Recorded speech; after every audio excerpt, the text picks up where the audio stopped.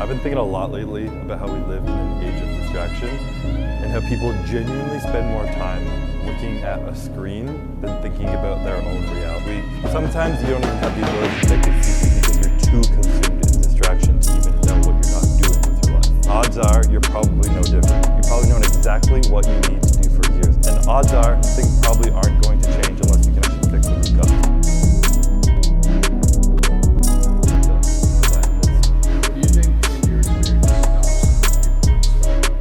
A lot of things, but top two that come to mind.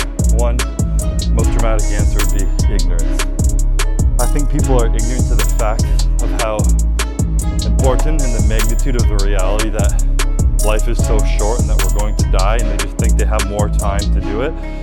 And they know it, but they don't understand it and believe it in their hearts enough to actually take action on it, which to me is proof that they don't really know it. Like that is like, well, duh, I'm gonna do it, but like that's what your life is. But people don't understand that. So one day they're gonna die and they're gonna sit there and like, fuck, did I give everything I had? You know, you only have one shot. You're all in on life, so you might as well make it the most spectacular thing that you can possibly make it. Which brings me to point number two, which is the other thing holding you back is your self-image. I'm a huge believer in the idea that you have an inherited self-image about yourself that comes from how you were raised. Your brain was formed watching people do things, and that became your reality of what's possible and what's normal. Next thing you know, you have these belief systems, these limiting beliefs from your past that make you think you're not capable of more. And it's very hard to break that self-image because over time, it becomes what you're comfortable with. It becomes the people you surround yourself with for. So to be able to break that is like a form of death, realistically. When people talk about an ego death, that's breaking your self-image, because to you, that was the self that you created to fit into an environment. As humans, we're built to fit into an environment, have a community, so we don't go out and die. But we live in a modern day where people are holding you back, you can move on and find better people to support you. Because what you believe in your mind is possible is not ideas. So you gotta break past that shit, make your own reality. Why do you think people would rather play it safe than take risks chasing victory? So it comes down to fear. They're afraid of many things, they're afraid of failure. And I think in that sense, if you're not looking at things, again, you can be ignorant, but what you don't realize is that if you're not aligning yourself with anything, then you're just always failing, and you don't realize that until it's too late. Most people do not have a stable sense of self-worth, so they attach it to things around themselves, myself included. Done this my whole life, working on it still. But when you attach your self-worth to something you are working on, then that failure feels like your self-worth is diminished. So when people don't have that stable sense of self-worth, they're much more afraid to actually go out and take action. Our deepest fear is not that we are inadequate, it's that we are powerful beyond measure. If you accept that you are powerful beyond measure and that you are capable of much more, what you are also admitting is that you are currently a failure, or you are currently failing. If I believe I'm capable of that, well then in my fucking position right now, looking back at the last 5 years of my life, I'm like, what the fuck was I doing? Nothing.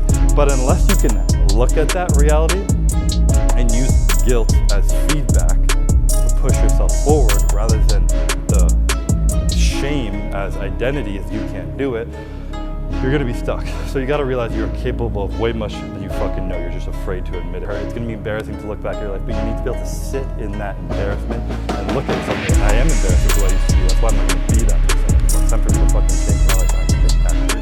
I feel like it's obvious to think if you sit on the sideline your whole life, it's the direct path to a hollow. And discipline in general is a perishable skill, but unless I'm putting the things into action, my discipline is fading. And just be rule of world. If you're not actively trying to grow or move forward, you're getting worse. There is no standing still. Standing still means everything you want is moving away from. The idea that those who have more will be given more in abundance, and those who have less will have it all taken away from them. Essentially, it's saying, if you have more and you do more with it, you're going to get more. You're going to be rewarded for enjoying and appreciating and putting into action the fruit that you're given.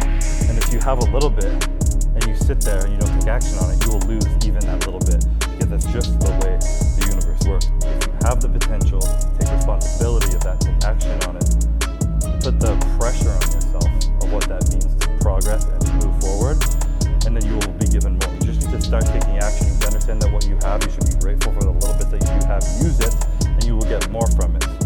You can't sit. Just deer in headlights, and it scared the shit out of me because it was putting myself in a very vulnerable position of which I wasn't felt ready for, but I made myself do it by taking small actions before, of getting to the gym when at least no one was there, of eating the meals when no one was around, of proving to myself I'm acting like a bodybuilder, so I'm gonna get on a bodybuilding stage, even if I don't feel like it in that moment. At the end of the day, it sounds trite, but you don't have to know the first step. If you're like, if I wanna be a bodybuilder, find a gym that's empty at 9 p.m. at night and go train at 9 p.m. at night when no one's around. And do that for a while. You just have to take a single step forward.